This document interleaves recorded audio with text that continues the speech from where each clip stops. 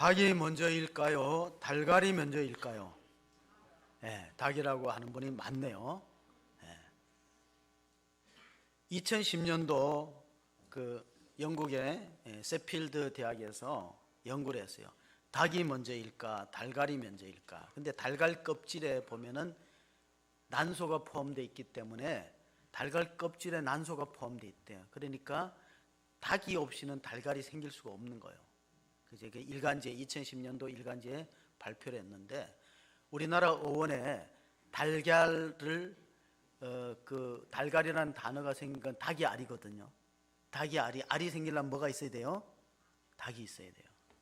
근데 사실 이 질문은 그렇게 적절한 질문이 아닙니다.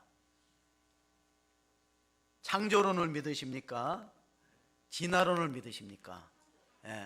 자신 있게 창조론이라고 믿음으로 대답해 주셔서 감사합니다. 제가 이런 질문을 하거든요. 창조론이 맞을까요? 진화론이 맞을까요?로 묻지 않았어요. 창조론을 믿습니까? 진화론을 믿습니까? 하는 것은 그렇게 물론 이유가 뭐냐면 이것은 증명이 불가하기 때문에. 증명하자면은 논쟁을 불러일으키지만은 믿음은 선택입니다. 창조론을 믿을 것이냐, 진화론을 믿을 것인가는 증명의 문제가 아니고 선택의 문제예요. 증명할 수 없기 때문에 선택의 문제입니다. 그래서 고대로부터 신이 있느냐 없느냐를 증명하려고 시도했던 움직임들이 있는데 그 중에 하나가 중세, 우리가 중세는 암흑시대, 다크에이지. 그래서 중세 사람들이 굉장히 무지몽매한 걸로 생각하시면 안 돼요. 중세도 스콜라 철학이 있어가지고 신을 증명하려는 움직임이 있었습니다. 그 중에 하나가 안셀름이라는 사람이 1033년도 영국에서 태어났는데 캔터베리 성당, 캔터버리 교회의 주교였어요. 이름은 안셀름입니다. 유명한 책을 두 권 썼는데 하나는 신학서론이라는 책이고 하나는 크루데우스 호모입니다. 라틴 말이나 크루데우스 호모. 왜 하나님이 인간이 되셨을까? 오늘 말씀 때문에 이런 책을 제가 알려드립니다. 오늘 우리가 14절에 보면 말씀이 육신이 되어 하나님이 육체가 되었다는 이 성경 기절이 나옵니다. 요한복음은 다른 사복음서와 좀 차이가 있어요. 우선 시대적으로 차이가 있습니다. 공관복음 마태, 마가, 누가는 거의 비슷한 시기에 60년 전후로 씌어졌어요. 자, 우리가 정확하게 추정할 수는 없습니다. 성경학자는 다 다르고 여러분이 갖고 있는 관주 성경마다 마태복음, 마가복음, 누가복음 기록 연대가 다 달라요. 그러니까 대략으로 서기 60년 전후로 보시면 돼요. 서기 60년 전후. 그러면 요한복음은 그 뒤 30년이 지나서 쓰여졌어요. 가장 영적인 복음서다. 제4복음서라고 밝혀졌는데 1장 1절을 보시면 이렇게 기록이 되어 있습니다. 태초에 말씀이 계시니라. 요한복음 1장 1절 태초에 말씀이 계시니라. 이 말씀이 하나님과 함께 계셨으니 이 말씀은 곧 하나님이시라. 자, 우리는 구약 성경은 히브리어로 기록됐다는, 원전이 히브리어로 기록되는 걸 알아요. 그러면 신약 성경은 히브리어일까요? 아니면 다른 말로 기록되었을까요? 헬라어로 기록되어 있습니다. 신약 성경은 그리스 말로 기록되어 있어요. 그래서 태초에 엔 아르케라는 단어를 씁니다. 영어 성경은 in the beginning으로 나와 있지만 원래 원문은 엔 아르케, 태초에 말씀이 로고스가 존재했다. 그래서 이걸 로고스 기독론이라고 불러요. 로고스 존재, 로고스. 자, 우리가 안셀름이 1033년도 영국에 태어나서 주교로 활동했는데 그때 안셀름이 그 프로스로기온이라는 신학서론이라는 책이 있습니다. 신학서론이라는 책에다가 프로스로기온, 모놀로기온, 그 존재론적으로 하나님을 증명해 보겠다는 것입니다. 그게 뭡니까? 존재론적인 증명이 뭐냐? 그가 신앙적으로 우리가 정말 하나님이 살아계시는 것을 믿음을 전제하지 않는 것은 교만이고, 그가 얼굴을 한번 보시면은 신앙을 전제하지 않는 것은 교만이며 이성을 사용하지 않는 것은 태만이다. 이게 뭐냐? 과학과 신앙이 모순되지 않는다는 뜻이에요. 우리가 자꾸 창조론, 진화론 하면은 과학과 신앙이 모순되는 그런 세계로 아는데, 스콜라 철학에서도 이 안셀름을 스콜라 철학의 아버지라고 부르는데 신앙을 전제하지 않는 것은 교만하다는 거예요. 자기 이성을 전부 앞세우는 것은 그 사람이 교만한 사람이에요. 자기가 아는 것이 전부라는 건 교만한 거예요. 자기가 아는 것 이상의 어떤 초월적인 존재가 있는 겁니다. 이성을 사용하지 않는 것은 태만이다. 신앙이 좋다고 해서 이성을 사용하지 않는 건 태만이에요. 내가 믿음이 너무 좋다고 해서 병원에 안 가는 건 태만인 거예요. 다 적절히 사용하는 것이 안셀림인데, 안셀림의 하나님의 증명은 그 존재론적 증명이라는 거예요. 존재론적. 자, 존재론적 증명이 뭐냐? 우리가 생각할 때 더 이상 큰 것을 생각할 수 없는 그 분이 하나님이라는 거예요. 우리가 생각할 때 가장 큰 분을 생각하잖아요. 우리 모든 것에서 가장 큰 분, 더 이상 큰 것을 생각할 수 없는 그 상상의 관념의 세계에 하나님이 계시면 현실에도 계시다는 거예요. 우리 전도서 3장 11절을 보면 하나님이 때를 따라 모든 세계를 아름답게 지으시고 인간에게는 영원한 것을 사모한 마음을 주었다. 이 뭡니까? 사람이 영원한 걸 생각하고 우리보다가 더 초월적인 어떤 분을 생각하면 그분이 신이라는 거예요. 그런 걸 뭐라고 한다고요? 존재론적 신증명이라는 거예요. 존재론적. 그러니까 우리가 이 어떤 걸 생각하잖아요. 생각하면은 현실에 있는 거예요. 내가 보지 못했더라도. 예를 들면 디즈니가, 월트 디즈니라는 사람이 디즈니랜드를 만들었는데 완전히 완성되었을 때는 자기가 보지 못했어요. 근데 그 개막식에, 그 기공식에 누가 갔냐면 아내가 갔어요. 아내가 가서 사람들이, 사회자가, 이 월트 디즈니가 이 장면을 봤으면 참 이거 흐뭇하고 보람이 있었을 것인데 마지막 완공식에 못 왔다 그러니까 미망인이 나서서, 아닙니다, 내 남편은 다 보았습니다. 믿음으로 본 거예요. 앞으로 이렇게 지어질 거라는 믿음으로 보는 거예요. 믿음은 바라는 것들의 증거요, 믿음은 우리가 바라는 것들의 우리가 실상이 나타나는 것이다 하는 히브리서 말씀처럼, 우리가 이 존재론적 신존적 증명 다음에 한 200년 뒤에 누가 나타나면은 가톨릭 신학을 집대성했던 토마스 아퀴나스가 나타나. 이 사람은 200년 뒤에 태어났으니까 한 1224년경에 태어났어요. 이분 토마스 아퀴나스는 뭐라고 말했냐면, 믿는 자에게는 설명이 불필요하고 믿지 않는 자에게는 설명이 불가능하다. 이렇게 말하니까 나도 잘 뭔 말인지 모르겠네. 그러니까 원래 이게 신학자들과 철학자는 말을, 쉬운 말을 어렵게 하는 거예요. 근데 설교는 어렵게 해야 될까요? 쉽게 해야 될까요? 설교는 쉽게 해야 돼야지. 학자들은 쉬운 걸 어렵게 만들면 학자가 되는 거야. 근데 설교자가 그렇게 하면 안 돼. 자, 다시 설명합니다. 믿는 사람은 설명이 필요하지 않아요. 믿지 않는 사람은 설명이 해봐야 소용없어요. 설명이 불가능해요. 그러니까 이 토마스 아퀴나스의 신존재 증명은 우주론적 존재 증명이라고 합니다. 영어로 좀 유식하면 코스모로지컬 프루프라는, 코스모로지, 우주론적 존재 증명은 뭐냐? 우주라는 건 뭐냐면 제1원인이 우주론적 존재 증명. 자, 우리가 마가복음에 예수님의 족보를 보면요, 상형식으로 쭉 되어 있는데 예수님으로 계속 올라가는 거예요. 예수님으로 상형식으로 올라가면 이 누가복음 3장 38절에 에노스요, 에노스 위에는 셋이요, 셋 위에는 아담이요, 아담 위에 하나입니다. 요걸 뭐라고? 요걸 우주론적 존재 증명이라는 거예요. 우주의 기원. 여러분, 우주의 기원이 하나님으로부터 시작되니까 우주를 거슬러 가면 좀 우주론적 존재 증명은 쉽게 얘기하면 이렇습니다. 여러분의 부모님에 의해서 여러분 태어났어요. 그 부모님은 누가 낳았어요? 부모님을 누가 낳았는지 모르세요? 할아버지와 할머니에 의해서 나왔잖아요. 그건 할아버지와 할머니는 누구에 의해서요? 그렇게 따지다 보면 맨 위에 정점이 누가? 아담이거든요. 그럼 아담은 누가 만들었어요? 그럼 여기 이러면 또 이런 질문이 가능해. 하나님 누가 만들었어? 이런 질문이 가능하잖아요. 만들 수 없는 그분, 우주의 제1원인. 그래서 우리가 출애굽기를 보면, 출애굽기 3장, 출애굽기 보면 그런 말씀이에요. 출애굽기 3장에 보면은 모세가 이스라엘 백성들한테 갈 때 내가 누구라고 설명할까? 이스라엘 백성들이 나를 믿어줄까? 바로가 나를 환영하지도 않는데 이스라엘 백성들한테 가서 내가 하나님이 보냈다 그러면 도대체 하나님이 누구냐 그러면 내가 뭐라고 설명할 거예요? 그게 출애굽기 3장 14절에 나옵니다. 거기 보면 하나님이 이렇게 말씀하십니다. 가서 스스로 있는 자가 보내라 했다고. 뭐라고요? 스스로 있는 자가 보내라고 했다. 스스로 있는 거예요. 모든 것은 원인에 의해서 결과가 생기는데 하나님은 원인이 없는 분이라는 거예요. 원인이. 하나님은 제1원인이고 맨 최초의 원인이니까 우주의 최초의, 이 코스모스라는 것은 꽃말이기도 하지만 우주 질서라는 말이거든요. 맨 위에 계시는 분이 하나님이니까 그분이 나를 보냈다. 스스로 있는 자. 우리 모든 생명체는 누구에 의해서 만들어지지만은 맨 위에 있는 그분, 스스로 있는 분은 자존자, 그분이 하나님 여호와라는 거예요. 그렇게 설명하라는 겁니다. 중세에 그래도 지구는 돈다고 말했던 갈릴레이가 종교 재판을 받았어요. 아니, 지구가 돌면 이게 말이 되느냐? 태양이 돌고 우리가 하나님이 세상을 지을 때 사계절이 생기게 하기 위해서 이 지구가 23.5도 기울어졌다는 거 아시죠? 기울어졌기 때문에 사계절이 생기는 거고, 만약에 태양과 지구의 거리가, 저는 과학적인 상식은 잘 모르는데 1억 5천만 킬로미터래요. 대략 1억 5천만 킬로미터에 태양과 지구의 거리가 조금만 더 가까우면 뜨거워서 못 살아요. 지금보다 좀 멀면 어떻게 될까요? 거리가 추워서 다 얼어 빙하기가 오는 거예요. 빙하기.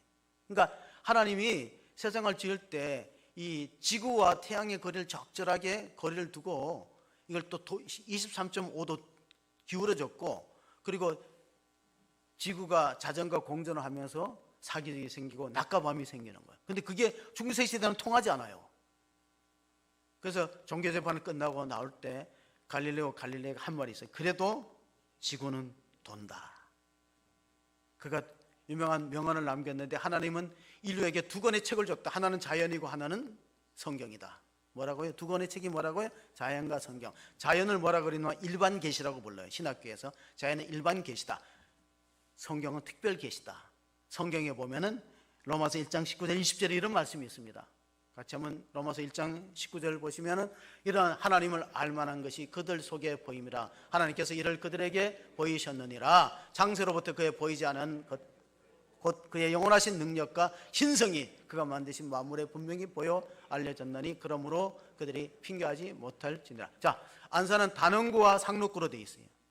단원은 김홍도라는 화가의 호에서 왔고 호를 땄고, 상록은 뭡니까? 저는 상록구에 그 이름 지어진 건 잘 모르지만 시몬이 상록서라는 소설을 썼는데 아마 그것에서 따오는, 어쨌든 단원의 작품을 보면은, 그림 화풍을 보면 단원이 그랬던 걸 알아요. 이 세상, 조금 전에 얘기했죠. 세상이 이렇게 질서 있게 돌아가는 게 우연이 됐을까? 저절로 됐을까? 아니라는 거예요. 진화론자는 저절로 됐고 우연이 됐다고, 우연히 발생했다고 그러는데, 그거는 창조론보다 설득력이 더 없어요. 하나님이 모든 세계를 지으셨잖아요. 신성과 능력이 만드신 만물에 이 우주 질서를 보면 우리가 알아요. 오늘 우리가 중요하게 칼바르트라는 신학자가 가장 중요한 말씀이 요한복음 1장 14절이라고 했어요. 1장 14절, 같이 말씀이 육신이 되어 우리 가운데 거하심에 우리가 그의 영광을 보니 아버지의 독생자의 영광이요 은혜와 진리가 충만하더라. 자, 이 본문을 요한복음 1장 1절과 대입해 보겠습니다. 태초에 말씀이 계시니라. 그 말씀이 하나님과 함께 계셨으니 그 말씀이 하나님이라. 말씀이 하나님이라. 말씀이 육신이, 하나님 육체가 됐다는 거예요. 그러니까 하나님이 육신을 입고 이 땅에 오셨다는 거 믿으면 기독교인이 되고, 안 믿는 사람이 대부분이지. 이거 하나님이 어떻게 사람이 돼? 사람이 하나님 되는 게 옳을까요? 하나님이 사람 되는 게 옳을까요? 잘 생각해 보세요. 사람이 하나님이 되면요, 그 위험한 거예요. 그 우상이 되고 위험한 거예요. 그러나 하나님이 자기를 낮췄다는 거예요. 어느 정도나 낮췄냐? 아기의 모양으로 이 땅에 태어난, 그게 성탄절입니다. 하나님이 인간의 몸을 입고 오셨다. 성육신 하셨다. 오늘 설교 제목이 성육신으로 오신 예수님. 하나님이 자신을 낮춰서 한 아기의 모양으로 태어났어요. 그래서 이 안셀름이라는 중세 철학자는, 신학자는 크르데우스 호모, 라틴 말입니다. 여러분, 천주교 미사는 거의 라틴어로 집례가 됩니다.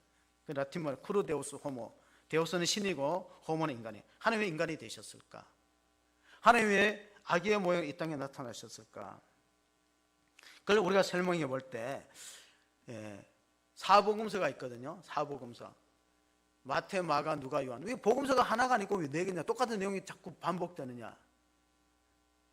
한 분의 초상화를 네 명이서 그린 거예요. 네 명이 한 분의 예수님의 초상화. 그래서 신존재 증명도 제가 가장 먼저 전전론적 신존재 증명이 있고, 또 하나는 우주론적 증명, 코스모로지컬 프루프가 있고, 세 번째는 목적론적 존재가 있어요. 목적론은 뭐냐? 이 역사가 뭔가 한 방향으로 가지 않느냐? 역사가 뭔가 이렇게 문제가 많고 복잡하지만 어떤 발전이라는 거, 개선이라는 가속도로 가지 않아. 특별히 해결의 철학에 보면은 정반합에 의해서 우리가 이 역사, 세계사는 자유를 위한 투쟁이다. 우리가 옛날보다 많이 자유가 주어지지 않는가? 세계 이 인류 역사라는 게 한 목적으로 가니까 그 목적을 이끌어가는 보이지 않는 손길이 이 절대 정신을 신이라고 해결은 받고, 그게 목적론적 신존재 증명. 네 번째, 도덕론적 존재 증명. 거기가 철학자들이 독일 사람들이 말해. 임마누엘 칸트가 있어요. 순수 이성 비판, 또 판단력 비판, 실천론 비판을 썼는데 그 도덕론적 존재 증명이 뭐냐? 해결은 목적, 역사에는 목적이 있어 한 방향으로 간다. 질서 있게. 그리고 이 도덕론적 존재 증명은 뭐냐면은 신이 없다면은 선과 악을 누가 구분하겠는가? 역사는 공정하지 못하기 때문에 불의와 불법을 저지르는 사람이 잘 될 수 있고 또 착하고 의로운 사람이 고난 당하니까 이 선악을 딱 분별할 수 있는 절대자가 있어야 된다. 죽은 후에 더 심판이 있고 그래서 그런 증명을 도덕론적 증명이라고 합니다. 근데 이건 증명이라기보다 요청이에요. 그러니까 칸트에 의하면 신이 있어야 된다. 신이 있어야지 역사의 의미가 있지. 그래서 이제 네 가지 존재 증명이 있는데 우리가 하나님 볼 수 없기 때문에 요한복음 1장 18절에 보면은 사도 요한이 이렇게 적었습니다. 요한복음 1장 18절에 오늘 읽었던 마지막 말씀 보면 본래 하나님을 본 사람이 없으되 아버지 품속에 있는 독생하신 하나님이 나타내신다. 하나님 본 사람이 있어요, 없어요? 하나님 본 사람 손 들어보세요. 구약에는 하나님 보면 죽어요. 그 자리에서 죽어. 하나님 보고 죽는 게 낫겠어요? 안 보고 사는 게 낫겠어요? 예, 저는 안 보고 사는 게 나을 것 같아. 진짜 하나님 보면 그 자리에 죽는다니까. 출애굽기 33장 20절 한번 보십니다. 모세가 하나님 보기를 그렇게, 모세는 하나님의 친구로서 또 이르시되 내가 내 얼굴을 보지 못하니 나를 보고 살 자가 없음이니라. 여호와께서 또 이르시기를 보라 내 곁에 한 장소가 있으니 너는 그 반석 위에 서라.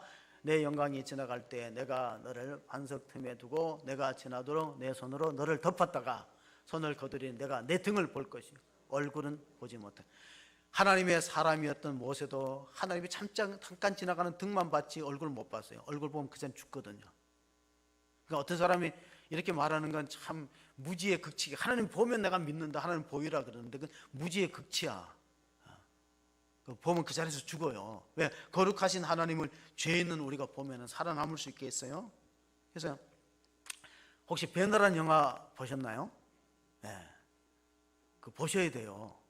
윌리엄 와일러라는 감독이 시사회 때 이렇게 말했대. 그게 1950년대 그 제작이 됐으니까 대단한 영화입니다. 오 하나님 이거 제가 만들었습니까 하고 윌리엄 와일러 감독이 그렇게 외쳤다는 거예요. 거기 보면은 예수님이 정면으로 보일까요? 등이 보일까요? 예? 자 다시 물어본다. 배너라는 영화에 예수님이 등이 보이나요? 얼굴 정면이 보이나요? 등이 보이죠? 그건 감독이 상당히 튀어난 아주 치밀하고 계획적인 기법으로 예수님의 신성을 암시하는 거예요. 신은 얼굴을 못 보는 거예요. 예수님 거의 얼굴 안 보여요. 저도 배너를 두세 번 봤는데요. 예수님 얼굴이 정면으로 나오는 게 별로 없어요. 거의 그 등이 보여요. 제가 그렇게 그런 관점에서 봐서 그런지 몰라도 그런 거예요. 볼 수 없는 겁니다. 자, 마태복음 22장에 보면요. 그런 말씀이 있어요. 아브라함의 하나님, 이삭의 하나님, 또 야곱의 하나님. 죽은 자의 부활을 논할진대 하나님이 너희에게 말씀하신 바 나는 아브라함의 하나님이요 이삭의 하나님이요 야곱의 하나님이로다 하신 것은 읽어보지 못하느냐. 하나님은 죽은 자의 하나님이 아니요 살아있는 자의 하나님이라 하시니. 자, 하나님에 대해서 이 말씀을 하는 이유가 있어요. 그것은 많은 사람들이 하나님에 대해서 철학적인 생각을 가지고 신을 생각하려고 하는데 팡세라는 그 파스칼의 명상록의 제목이 팡세입니다. 그러니까 우리나라로 말하면 명상록이고 프랑스 말로 팡세인데 그 파스칼이 적었어요. 아브라함의 하나님, 이삭의 하나님, 야곱의 하나님, 철학자의 하나님 아닙니다. 그러면 살아계신 하나님이다. 살아계신 하나님을 보기를 원하는 사람들 중에 특별히 요한복음 14장에 빌립이 이런 질문합니다. 빌립이 요한복음 14장 8절 9절을 보시면요. 우리에게 요한복음 14장입니다. 8절 9절 빌립이 예수님께 요청했어요. 하나님 한번 보여달라고. 하나님 한번 보이면 내가 더 잘 믿을 것 같다고. 빌립이 이르되 주여 아버지를 우리에게 보여주옵소서 그리하면 족하겠나이다. 예수께서 이르시되 빌립아 내가 이렇게 오래 너희와 함께 있을 때 내가 나를 알지 못하느냐. 나를 본 자는 아버지를 보았거늘 어찌하여 아버지를 보이라 하느냐. 자, 빌립이 예수님을 몇 년 따라다녔을까요? 한 3년 따라다녔다 치자. 예수님 12제자. 그런데 3년 동안 예수님을 보면서도 하나님 보이라는 것은 너가 아직 나를 잘 모른다 그런 뜻이에요. 나를 제대로 안다면은 하나님을 보여달라 하겠느냐. 3년 동안 따라도 예수님 잘 몰라요. 어찌하여 나를 아버지를 하나님을 보여달라나. 하나님과 나는 하나다. 나를 본 자는 하나님을 본 자다. 유대인들이 예수님을 미워하고 죽이려는 이유가 자꾸 예수님을 하나님과 동일화시키기 때문에 죽이려고 한 거예요. 너는 인간인데 왜 자꾸 스스로 하나님이라 그리고 또 하나님의 아들이라고 자부하느냐. 그러려면 유대 사회에서는 살아남을 수가 없고 존재할 수가 없는 거예요. 종교적인 국가니까. 요한복음 17장 3절에 보면 예수님이 제자들에게 하신 말씀이 있어요. 요한복음 17장 우리가 한번 그 3절을 읽어봅니다. 영생은 곧 유일하신 참 하나님과 그가 보내신 자 예수 그리스도를 아는 것이니다. 자, 우리가 신앙생활하는 게 자, 영생과 구원을 목표로 한다면은 그러면 영생은 하나님을 알고 그의 보내신 메시아 그리스도를 아는 거예요. 예수님이 3년 동안 가르쳤던 제자들에게 마지막 졸업시험을 본 장소가 가이사랴 빌립보입니다. 가이사랴 빌립보는 로마의 사령부가 있는 휴양지입니다. 그러니까 로마가 세계를 다스리고 평화를 구축할 때 그 평화를 라틴말로 팍스 로마나라고 불렀어요. 팍스는 영어 피스의 어원이고 로마는 로마에 의한 평화인데 로마에 의한 평화가 뭡니까? 군사력에 의해서 유지되는 평화를 말하는 거예요. 그러면은 세계는 이 로마가 다스리고 지배하느냐? 아니다. 하나님이 그리스도가 예수가 세상을 통치하지 한 나라의 왕들이나 황제들이 통치하는 거 아니다. 그걸 알기 위해서 예수님이 제자들에게 물어봅니다. 세상 사람들이 인자를 누구라 하느냐? 그 요한복음 마태복음 16장에 나오는 14절의 말씀입니다. 세상 사람이 나를 누구라 하느냐? 예, 세상 사람들이 예수님은 더러는 그 엘리야다, 세리 요한이다, 불의 종이었던 기적을 일으켰던 엘리야와 같은 기적의 예언자다. 또 세례 요한이 죽었다가 살아난 것 같아 예레미야처럼 나라의 멸망을 바라보면서 눈물로 예언했던 예레미야나 그 밖의 선지자 같은 네 가지로 대답했어요. 지금도 많은 사람들이 예수님이 누구냐 물으면 석가모니나 공자나 소크라테스나 심지어는 마호멧 같은 성인의 한 분이라고 그렇게 대답합니다. 예수님 그 만족하지 않았어요. 다시 물어봅니다. 마태복음 16장 15절에 그렇다면 너희는 나를 누구라 하느냐? 이어지는 시몬 베드로의 답변이 16절에 있는데 시몬 베드로가 대답하여 이르되 주는 그리스도시요 살아계신 하나님의 아들이다 할 때에 바요나 시몬아 내가 복이 있도다 이를 알게 아니는 혈육이 아니고 하늘에 계신 하나님이다. 예수가 하나님으로 믿어지는 것은요, 이게 예수가 하나님으로 믿는다는 거거든. 예수가 하나님으로 믿어지는 것은 세상적인 지식이나 상식이 아니라는 거예요. 혈육이 가르쳐주는 것도 아니고 하나님의 계시를 받고 하나님의 은혜를 입은 사람만이 고백을 할 수 있는 거예요. 여러분이 그런 고백의 주인공이 될 수 있기를 바랍니다. 예수가 하나님으로 믿어지는 것은 아무리 가르쳐서 되는 게 아니에요. 그건 성령의 역사에서 성령 받아야지 성령 안 받고는 예수를 구주로 주는 그리스도시요 살아계신 하나님의 아들이라고 고백할 수 없는 겁니다. 특별히 핍박의 시대에는 가이사가 세계를 다스리는 그 로마 황제 통치하에서는 이런 인사를 합니다. 가이사가 주님입니다. 가이사는 역사책에는 시저가 가이사입니다. 성경에. 그럴 때 그리스도는 아니요 그리스도가 주님이십니다 하면은 잡혀 들어갑니다. 대답을 잘 하셔야 돼요. 가이사가 주님이다 하면 상대방도 가이사가 주님이다 하면 지나가는 거예요. 무사하게. 가이사가 주님이다 하면 노 아니요 그리스도가 주님이다 하면 잡혀가는 거예요. 이게 신앙 고백이 얼마나 쉽지 않은 고백인가 하는 걸 우리가 상황적으로 느낄 수 있습니다. 역사를 구분할 때 AD와 BC로 구분합니다. BC는 여러분 잘 아시는 Before Christ, 그리스도 이전이라는 거예요. AD는 뭡니까? 라틴 말입니다. 아노 도미니, 주후란 뜻입니다. 근데 이 서기 연호는요, 기독교 국가만 쓰는 게 아니에요. 불교, 이슬람 국가도 다 공산 국가도 2022년을 쓰거든요. 그럼 2022년에 누구를 기준으로 하는 겁니까? 예수의 탄생을 기준으로 합니다. 잊지 마세요. 성탄절이 그래서 중요한 거예요. 예수의 탄생으로 기원전 기원후가 갈라져요. 우리 인생도 마찬가지예요. 우리 인생도 기원전과 기원후로 갈라져요. 어떻게? 예수를 만나기 이전하고 만난 이유가 다른 거예요. 사도 바울은 이게 극명했어요. 사도행전 9장에 다메섹 독전에서 예수를 만나기 전에는 교회를 핍박하는 데 앞장섰고, 예수를 만난 이유는 완전히 바뀌어져서 주를 위해서 목숨을 버리고 순교했습니다. 2차 대전 때 히틀러는 광기에 사로잡혀서 유대인들을 많이 학살했습니다. 홀로코스트라는 대학살이라는 이름이 붙었는데, 그때 네덜란드 출신이 잡혀갑니다. 왜? 유대인들을 숨겨줬다고. 코리뎀 부미라는 가정에 언니와 동생이 다 잡혀갔다가 언니가 고문당해서 결국은 독일의 수용소에서 또 폴란드의 아우슈비츠 수용소에서 죽게 되었습니다. 그러고 나서 그는 일기를 써갖고 다니면서 간증도 하고, 그런 그 코리뎀 부미의 저서가 많이 나와 있는데, 그가 남긴 유명한 말이 있어요. God has no problem, only plan. God has no problem. 신은 문제가 없다. only plan. 계획이 있을 뿐이다. 우리는 문제가 많아요. 프로블렘이 많아요. 근데 하나님은 플랜, 계획만 있다. 어떤 계획? 인류를 구원할 계획을 가지고 독생자를 보낸 겁니다. 로마서 11장 29절에 하나님의 은사와 부르시면 후회함이 없다. 하나님이 여러분을 부르시고 후회하지 않는다는 거예요. 하나님의 은사와 부르시면 후회함이 없다. 우리는 하나님의 계획 또는 예정에 의해서 부름을 받고 예수가 우리의 주님이시고 삼위일체 하나님이라는 신앙 고백을 통해서 우리가 구원에 이르는 거예요. 근데 이거 안 믿는 사람한테는 이게 상당히 설득하기가 어려운 게, 삼위일체라는 교리는 믿는 사람도 어려워요. 삼위일체라는 교리.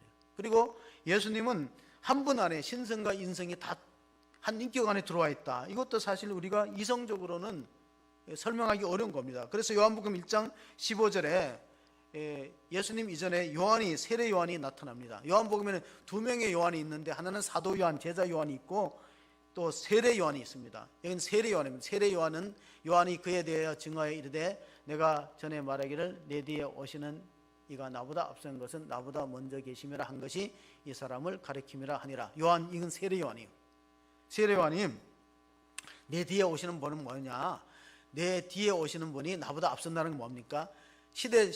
그러니까 우리가 시간적으로 연대기적으로 보면은 세례 요한이 먼저 태어납니다. 예수님보다 6개월 먼저. 근데 나보다 앞섰다는 건 뭡니까? 예수님은 나이가 없으신 분이라는 거예요. 나이가 없다는 뭐냐? 영원전에도 계셨다는 거예요. 요한복음 8장 56절에서 쭉 읽어보면요, 유대인들이 예수님 이해 못했어요. 너희 조상 아브라함은 나의 때 볼 것을 즐거워하다가 기뻐하였노라. 유대인들이 이르되 내가 아직 50세도 못 되었는데 아브라함을 보았느냐? 예수께서 이르시되 진실로 진실로 내게 이르노니 아브라함이 나기 전부터 내가 있느니라 하시니. 자, 예수님과 아브라함의 연대기적으로는 2500년 600년 후에 예수님이 태어났는데, 마태복음 1장 1절에 보면 아브라함과 다윗의 자손 예수 그리스도의 계보라 이렇게 나옵니다. 그리고 로마서 1장 3절에는 육신으로는 다윗의 후손으로 나지만 성결의 영으로는 죽은 자 가운데 부활하셔서 하나님의 아들로 선포되셨다. 그 말은 그리스도의 선제성을 말합니다. 그리스도의 선제성. 자, 삼위일체가 얼마나 믿기 어려운 교리냐면요, 제가 우리 오기 제자반에게 숙제를 하나 줬는데 김대건 신부 일대기를 그린 탄생이라는 버스라는 영화를 다 보라 그랬어요. 숙제를 줬는데 숙제를 해오신 분도 있고 아직도 숙제를 못한 분도 있는데, 숙제를 꼭 하시기 바랍니다. 뭘 보라고요? 탄생을 꼭 보라고. 2시간 반 시간을 활용해서 보라고. 거기 보면 우리나라의 최초의 신부가 되기 위해서 두 사람이 마카오로 유학을 떠납니다. 김대건, 최양은 유학을 떠납니다.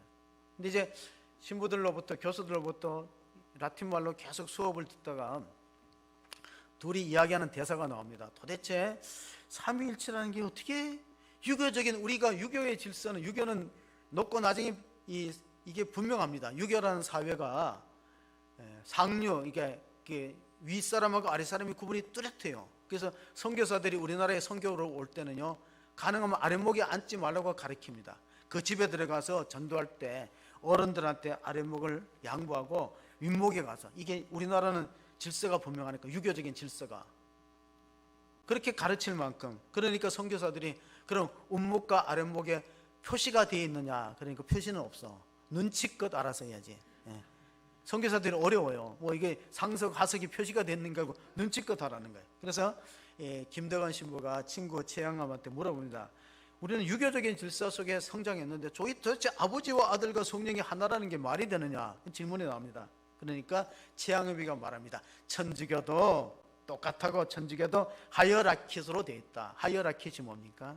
하이어라키라는 그 단어는 위계 질서가 분명한, 교황이 있고 대주교가 있고 추기경이 있고 주교가 있어요. 그러니까 천주교도 이렇게 위계 질서가 분명한 성직 제도가 그런 거죠. 교황이 있습니다. 그 밑에 추기경이 있어요. 그 다음에 주교가 있고 대주교가 있고요. 그렇잖아.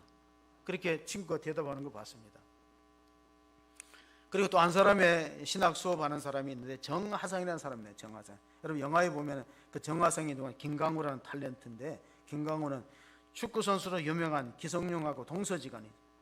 근데 김강우는 왜, 정하성은 왜 유명한 사람이냐면 정약용의 조카입니다. 그러니까 정약용 집안이 다 천주교를 받아들였다가 엄청난 핍박을 받고 배교하기도 하는데, 그 형이 정약종의 아들이 정하성이에요. 근데 이 사람이 얼마나 뛰어난 사람이냐면은 그 당시에 상제상서라는 책을 만들어서 천주교 교리서를 만들어서 유교하고 천주교가 그렇게 많은 차이가 있지 않다. 유교도 부모님을 존중하듯이 우리는 하나님을, 천부를 이거 믿고 신앙하는 것이다. 그런 이제 책들 써내기도 합니다. 그런데 결국 최양업은 목회를 하는데, 사목에, 우리가 목회라 그럴 때 천주교는 사목이라 그럽니다. 김대건 신부는 만 나이로 25세에 서남터의 형장에 이슬로 순교의 길을 걸어갔고, 최영업 신부는 계속해서 사목을 하는데 교인은 많고 미사는 드리고 너무 힘들고 장티푸스와 가루로 결국 이제 이런 나이에 한 40 정도 됐나요? 최영업 신부가 죽게 되었을 때 영화의 자막의 마지막에 나옵니다.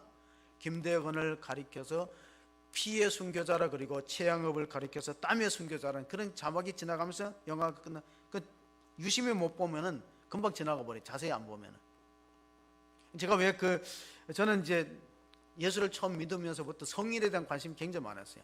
성인과 순교자에 대한 관심이 많아갖고 몇 년 전에는 베른 선교지를 찾아가니까 이 베른 선교지의 최양업 신부의 그 사역한 것과 그 묘지를 한번 본 적이 있습니다. 교회사에서는 두 종류의 순교가 있어요. 두 종류의. 하나는 뭐냐면 레드마터입니다. 레드마터. 그럼 피의 순교예요. 그 다음에 화이트마터예요. 화이트마터는 백색 순교예요. 이런 거대로. 그럼 어느 게 더 어렵느냐? 다 어려워요. 왜냐하면 피의 순교는 뭐냐면 내가 예수님 부인하지 않고 신앙을 지키다가 한 칼에 죽는 게, 그 한 칼에 죽는 게 레드마터예요. 피의 순교. 근데 생활 순교는 뭐냐? 백색 순교는 뭐냐? 수도원에 가서 일생 복음을 전하고 수도원에서 기도 생활하고 삶 속에서 늘 주님을 따르고 동행하는 거, 그거 더 어려울 수도 있어요. 백색 순교, 화이트 순교라는 거. 그래서 이 천주교는 이제 성인들에 대한 그 숭배하는 게 있는데, 그거는 기독교하고는 맞지 않아요. 개신교 뭐냐? 우리는 성인들을 존경의 대상으로 생각해야지 숭배의 대상 아니거든요. 그러니까 마리아 숭배론도 성경과 맞지 않고 성인들을 숭배하는 것도 맞지 않아요. 예배의 대상 하나님밖에 없기 때문에 우리가 중요한 것은 삼위일체 하나님은 예배의 대상이고 찬송받으실 분이지만은 사람은 그가 순교자고 성인일지라도 우리가 따라야 될 모범이지 예배의 대상은 아닌 거예요. 그래서 이 빌라도의 법정에서 마지막 물어보는 게, 대제사장이 물어보는 게 예수님한테 이렇게 물어봤어요. 당신은 찬송받으실 이의 아들이냐? 그 질문이 마가복음 14장에 있는데요. 마가복음 14장 61절, 62절 보면 침묵하고, 예수님은 법정에서 거의 변호를 안 했어요. 자기가 죄 없다고 무죄하고 변호하지 않고 그리스도의 침묵을 지켰어요. 그리스도의 침묵이라고 합니다. 침묵하고 아무 대답도 아니하시거든 대제사장이 다시 물어 이르되 내가 찬송받을 이의 아들 그리스도냐? 예수께서 이르시되 내가 그니라. 인자가 걷는 자의 우편에 앉은 것과 하늘 구름을 타고 오시는 것을 너희가 보리라 하시니 대제사장이 열받았어요. 옷을 찢었어요. 왜냐하면 유대 사회에서 이렇게 말하는 것은 신성모독의 참남죄에 속합니다. 인간이 자기가 하나님이라고, 나는 예배받고 찬송받을 실자, 내가 그라, 내가 메시아라, 내가 그리스도라고 주장한 죄로 십자가에 못 박히는 겁니다. 근데 왜 신성 모독죄는 돌로 쳐서 죽여야 되는데 왜 예수님은 바울처럼 스데반처럼 칼에 의해서 돌에 의해서 순교하지 않고 십자가에 죽느냐? 그는 유대 사회가 종교적으로 예수님을 돌로 쳐서 죽이면은 밀란이 일어날 걸 두려워했어요. 어떤 지도자가 너무 지지율이 높은데 그 공격하면은 그 지지하는 사람들이 들고 일어나니까 반란이 일어날까봐 정치법으로 몰았어요. 종교적으로 사형 운동을 내리지 않고 빌라도한테 넘겨서 정치범으로 로마를 뒤집어 엎을 혁명가다, 로마 정부의 반역을 일으킨다는 것으로 몰아서 유대인의 왕이라고 몰아서 십자가에 못 박게 하는 겁니다. 이제 12월 달인가 영웅이라는 안중근 의사의 일대기에 뮤지컬이 이제 영화로 만들어졌는데, 안중근 의사는 1909년도 10월 26일 우리 한국사에서 1909년하고 1979년 잘 10월 26일을 기억해야 돼요. 1909년 10월 26일 하얼빈역에서 안중근 의사가 이토 히로부미를 저격했어요. 그리고 재판을 받을 때 나는 테러리스트가 아니고 독립군의 대장입니다, 나는 적을 처단했지 나는 테러리스트가 아닙니다 하고 주장했는데 결국 사형당했어요. 여순 감옥에 사형당했는데 천주교에서요, 천주교 율법이 얼마나 무섭냐면 천주교에서 안중근 의사가 사람을 죽였다고 해서 1993년도 김수환 추기경에서 첫 번째 추모 미사가 있었어요. 그러면 결국은 90년 가까이 안중근 의사는 6개 명을 범한 사람으로 생각했다는 건 참 역사의 아이러니입니다. 천주교에서. 왜냐하면 안중근 의사가 영세명이 도마입니다. 그래서 안도마라고 불려졌어요.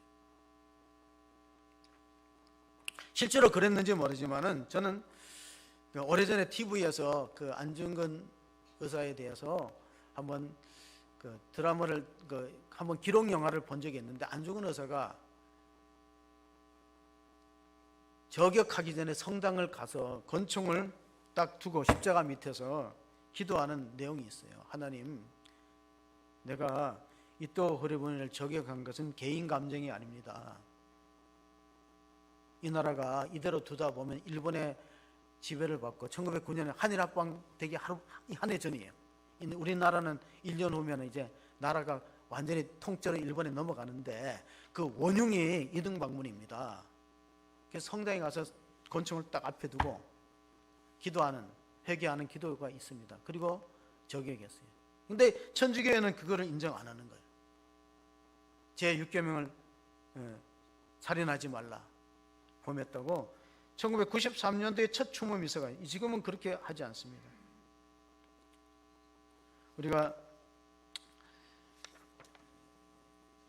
예수님에 대해서 우리가 한번 읽어봐야 될 말씀 중에 하나가 빌립보서거든요. 빌립보서에서 보면 예수님은 2장 6절에 보면요, 그는 근본 하나님의 본체라 그랬어요. 그는 근본 하나님의 본체시나 하나님과 동등됨을 취할 것으로 여기지 아니하시고 오히려 자기를 비워 종의 형체를 가지사 사람들과 같이 되셨고, 그게 성탄절이라는 거예요. 성탄절은 성육신이 이루어진 날이기 때문에 얼마나 중요하냐면요, 생각해 보세요. 하나님의 아들이 이 세상에 오시지 않으면 우리가 아직도 죄와 사망의 그늘에 신음하고 있을 수밖에 없었을 것이요, 해방이 되지 않았다면 우리가 일본의 식민지로서 동화될 수밖에 없겠죠. 벤자민 워필드라는 성경학자들은 동정녀 탄생을 믿지 않는 사람은 예수의 신성도 안 믿는다 그랬거든요. 저는 오늘 설교를 준비하면서 이런 생각을 해봤어요. 처녀가 잉태해 아들을 낳는다는 것은 의학적으로는 맞지도 않고 상식적으로는 맞지도 않고 과학적으로 맞지 않아요. 근데 이렇게 생각해 봅시다. 예수가 하나님이면은 정상적인 가정에서 태어나는 게 더 이상하지. 잘 생각해 보세요. 예수가 삼위일체 하나님 중에 제 두 번째 하나님, 성부 하나님, 성자 하나님, 성령 하나님, 삼위일체 하나님 중에 하나라면 예수님이 정상적인 가정에서 태어나는 게 더 이상해요. 제 말을 한번 잘 깊이 생각해 보세요. 저는 예수님이 마리아의 처녀의 몸에서 성령으로 잉태하는 것이 맞지, 예수님이 하나님이라면 정상적인 부부 사이에서 태어나는 게 더 이상한 거지. 그래서 고개를 끄덕거리는 분들은 참 믿음이 좋으시고 이해가 빠르신 분이야. 아직도 내가 뭔 말하는지 잘 모르는 분들이 많은 것 같아. 처녀가 잉태해 아들을 낳았던 그 말도 안 되는 소리를 한다는 사람한테 이렇게 말해 보세요. 당신은 예수를 하나님의 아들을 안 믿으니까 그렇지, 하나님의 아들이 이 세상에 올 때 정상적인 가정에서 부부를 통해서 와야 되느냐? 그건 더 이상하지. 그 말도 안 되는 소리지.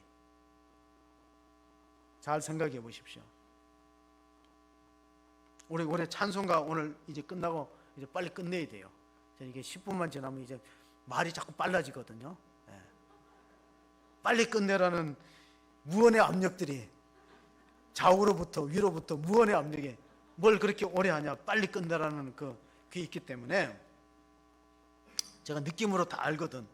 그래서 자꾸 이게 헷갈리네. 자, 요한복음 10장 32절 33절을 읽어봅니다. 요한복음 10장 32절 3절 읽어보겠습니다. 예수께서 대답하시되 내가 아버지로 말미암아 여러 가지 선한 일로 너에게 보였거늘 그 중에 어떤 일로 나를 돌로 치려 하느냐.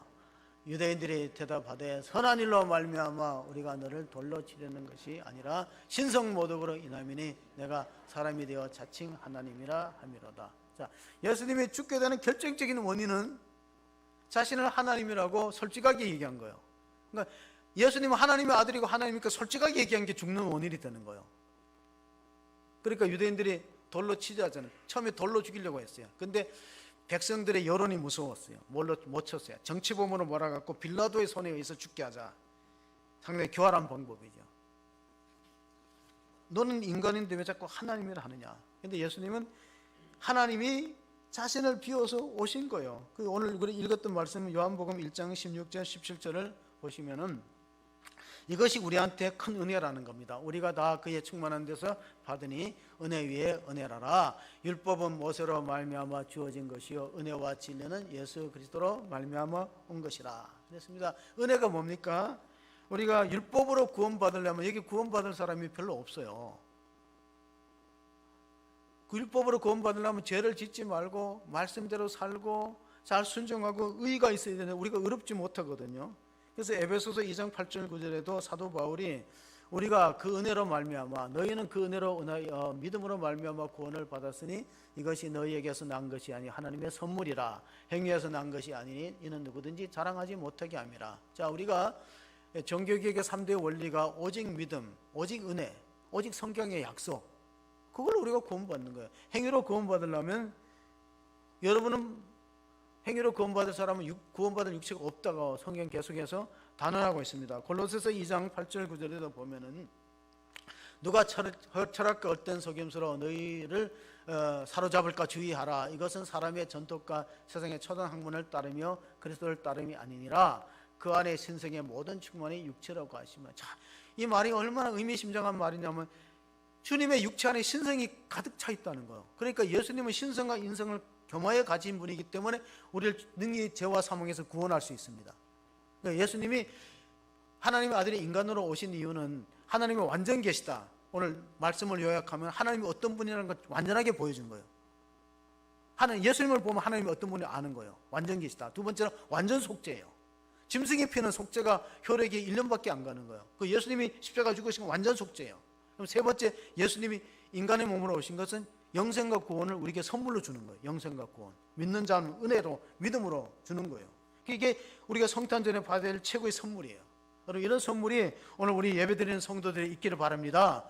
최고의 선물이 뭐냐? 예수님을 구주로 영접해서 영생과 구원의 확신을 받는 거예요. 그게 최고의 선물이다. 요한일서 5장 11절에 보면은 이런 말씀이 있어요. 또 증거는 이것이니 하나님이 우리에게 영생을 주신 것과 이 생명이 그의 아들 안에 있는 그것이니라. 아들이 있는 자에겐 영생이 있고 아들이 있는 자에게 영생이 없어요. 여러분 속에 예수님이 거하시면, 성령이 거하시면 여러분은 영생이 있는 걸 믿으시기 바랍니다. 자꾸 흔들리지 마시고 요한복음 10장 28절 29절에 보면 이런 말씀이 있습니다. 내가 그들에게 영생을 주노니 영원히 멸망하지 아니할 것이요 또 그들을 내 손에서 빼앗을 자가 없느니라. 그들을 주신 내 아버지는 만물보다 크심에 아무도 아버지의 손에서 빼앗을 수 없느니라. 자, 하나님 우리에게 영생을 선물로 주는 거예요. 선물과 뇌물을 잘 알아야 돼요. 뇌물은 받으면 잠이 잘 안 오고 선물은 받으면 잠이 잘 오는 거예요. 선물을 받아야 되겠어요? 뇌물을 받아야 되겠어요? 예. 선물은 받는 자를 위하는 것이고 뇌물은 주는 자를 위하는 거예요. 야, 뇌물을 왜 주겠어요? 자기 이권이 있으니까 주는 거야. 뇌물은 주는 자를 위해 있는 거고 선물은 누구를 위해 있는다고? 여러분을 위해서 영생을 선물로 주신 걸 믿으시기 바랍니다. 그게 성탄절의 의미예요. 그러니까 성탄절 예배에 빠진다. 가장 큰 선물을 놓치는 거예요. 가장 큰 선물이 뭐예요? 이런 선물이에요. 요한복음 20장 31절 보시면은 같이 읽어봅니다. 오직 이것을 기록함은 너희로 예수께서 하나님의 아들 그리스도이심을 믿게 하려 하며 또 너희로 믿고 그 이름을 힘입어 생명을 얻게 하려 함이라. 자, 이 앞에 30절에 보면 이런 말씀이 예수님이 행하신 표적을 다 기록하려면 요한복음에 7대 표적이 나와요. 제가 교회사에다가 7대 기적, 우리 교회 20년에 7대 기적을 얘기했는데 건축에 여기 7대 기적이 나오는데 요한복음 20장 30절에 예수님이 행한 기적을 다 기록하면 책이 수백 권 되어야 된다는 거예요. 그럼 들고 다니려면 성경을 지게로 지고 다녀야 되는데 그래서 딱 두 가지 목적으로 써요. 다 빼버리고 예수가 하나님인 걸 믿는 거다. 그리스도인 믿는 거다. 그리고 그거 믿어서 영생 얻는 거다. 그것이 성경을 기록한 요한복음을 기록한 목적이라는 거예요. 그럼 우리가 그 목적에 맞는 성탄절 우리에게 영생의 선물을 주신 그분을 어떻게 해야 되나? 영접해야 돼요. 예수님은 나의 구주, 나의 하나님으로 영접하는 은혜가 있기를 바랍니다. 최고의 성탄의 선물이 오늘 예배 성도 참석한 성도 여러분의 것이기를 주의 이름으로 축복합니다. 하나님 아버지 감사합니다. 오늘 또 변함없이 주의 전에 와서 예배하는 성도들 기억하시고 그들에게 예수님이 진정으로 구주로 믿어지고 창세로부터 보이지 않는 하나님의 능력과 신성이 만물을 만드신 것에 나타나고 그 만물 가운데 말씀이 육신이 되어 우리 가운데 오신 예수님은 하나님의 아들이시고 독생자요 은혜와 진리가 충만함으로 우리가 하나님의 은혜로 말씀으로 믿음으로 구원받은 놀라운 그러한 사실을 다시 한번 감격하면서 우리 가운데 확신으로 자리 잡도록 도와주시옵소서. 하나님 구주 성탄을 기다리는 대강절 절기를 보내고 있습니다. 율법은 모세로부터 우리가 행위로 구원 얻는 것이 불가능해지자 예수님이 인간이 되어서 이 땅에 우리 죄를 위하여 십자가를 죽으심으로 구원을 완성했습니다. 완전한 속죄를 이루시는 주님을 우리가 영접하여서 우리의 남은 생애가 주와 더불어 복된 아름다운 신앙생활 되게 축복하여 주시옵소서. 우리 구주 예수 그리스도의 이름으로 기도하옵나이다. 아멘.